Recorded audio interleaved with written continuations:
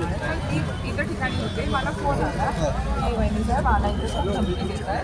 आणि जेव्हा मी इथे आले तेव्हा माझ्या डोळ्याने मी पाहिलं की दोन्ही बाजूला गेटच्या त्यांची लोकं होती आणि मोठी लोकं आहेत ती इथली, खूप ज्याचा हे काय म्हणतो आपण इन्फ्लुएन्शियल लोकं आहेत, ते उभे होते तिथे. मग मी म्हणते आम्ही आलो ना, मग आला माझ्या कार्यकर्त्याची शेवटी मला त्यांच्या बाजू घेतलीच पाहिजे. त्याच्यामुळे मग मी आत गेले, आत बघितलं, आतमध्ये पण त्यांची माणसं बसली उभी होती. त्यांनी आतमध्ये बसलं पाहिजे ना केंद्रावर. आधी इतर केंद्रात मी सगळीकडे गेले, कुठेही असा प्रकार मला पाहायला मिळाला नाही. सगळेजण आपापलं काम चांगलं करतायत. हा मुलगा बाहेर स्वतःचं गालिंदेंची चिठ्ठी आहे बघा, आता परत आत्ता जी चिठ्ठी आणलेली आहे हे ऐश्वर्या प्रदीप गालिंदे नावाची आहे.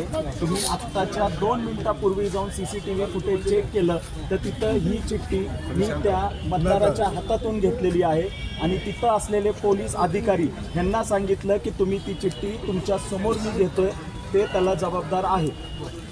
त्या पोलिसांना हा विषय माहिती आहे. दमदाटी केली माझ्या समोर. तो जी व्यक्ती होती ज्यांचा मोठा भाऊ बाहेर होता, धाकटा भाऊ आतमध्ये होता गुलाबी कुर्ता घालून आणि पोलिंग आतल्या म्हणजे जिथे मतदान करतात तिथे.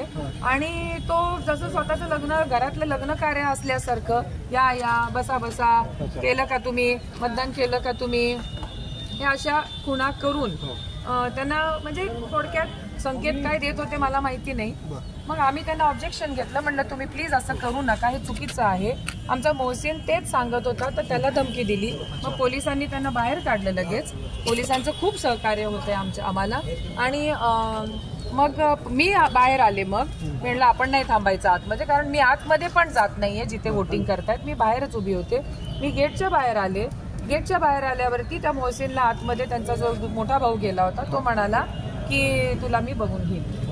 हे सगळे कार्यकर्ते राजेश पवारांचे कार्यकर्ते होते, तुम्ही आता ज्याची नावं कोणाचे होते मला माहिती नाही, पण नक्कीच घड्याळाचे आहेत एवढंच मी सांगू शकते. तर तुम्ही या सगळ्या संदर्भात निवडणूक अधिकारी कर्मचाऱ्यांना काही तक्रार केली? हो, केलेली आहे. लेखी तक्रार देतोय. आणि आम्ही आता CCTV फुटेज पण आम्हाला आता खरं तर भीती वाटते की कदाचित ते डिलीट पण करू शकतात ते CCTV फुटेज. त्या CCTV फुटेजवरती आमचा जो एक कार्यकर्ता आहे त्यांनी स्वतः ते बघितलेलं ऐकले, मी पण होते तिथे, तर ते व्हिडिओ म्हणजे रेकॉर्डिंग असेल त्याच्यामध्ये. मग या सगळ्या ठिकाणी बोगस मतदान होतं तुमचं म्हणणं आहे? मला त्याच्यावरती मला काहीच भाष्य करायचं नाहीये. जे मला समोर डोळ्याला दिसतंय हे बघा, एवढा आत्तापर्यंत आलेल्या आणि अजूनच येतात. मी गेली अर्धा तास इथे उभी आहे आणि अजून एक चिठ्ठी आत्ता इथे समोर, हे पोलिंग बूथच्या आपल्या तिथल्या एजंटच्या समोरून ही चिठ्ठी आमच्या मुलांनी आतून जाऊन आणलेली आहे अधिकाऱ्यांना दाखवून. आणि हे त्यांच्याच जे दमदाटी करतायत त्यांच्याच घरातली ही चिठ्ठी आहे. ओके, म्हणजे या लोकांच्या चिठ्ठ्या यायला लागल्या, ते काय पोलिसांनी आता कॉन्फिस्केट करतायत.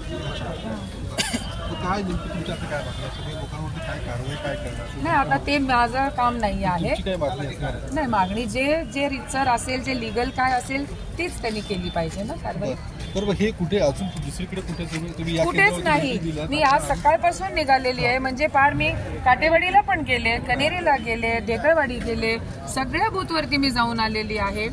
मी चालले होते दुसऱ्या बूथवरती. इथे यायचं माझा काही इरादा पण नव्हता. खरं तर बापूसाहेब येऊन गेले होते इथे आणि त्याच्यामुळे आम्ही ठरवलं होतं की आपण सगळ्यांनी वाटून घ्यायचं, कुठे जायचं नाही.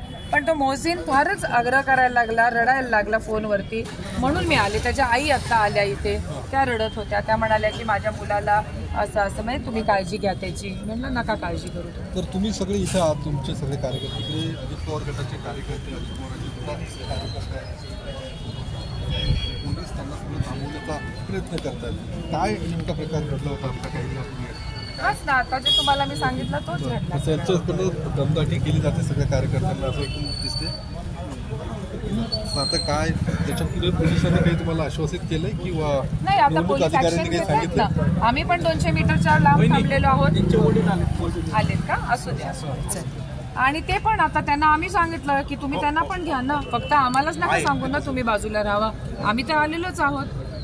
पण निवडणूक आयोगाचे कर्मचारी अधिकारी कारवाई करताना दिसते तुम्हाला असं वाटतं? निवडणूक आयोगाच्या ह्याच्यावरती मी बोलणं योग्य नाहीये, कारण ते त्यांचं आतमध्ये काम करतायत.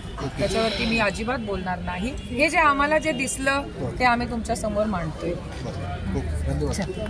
चला आता नाही मी एकटा फक्त जाते असंच जाऊ आता. चला हो गया ना. मेरा भी नहीं, मैं अभी पहुंची. अरे मेरे को जाने दो, अभी बहुत सारे बुक करने हैं.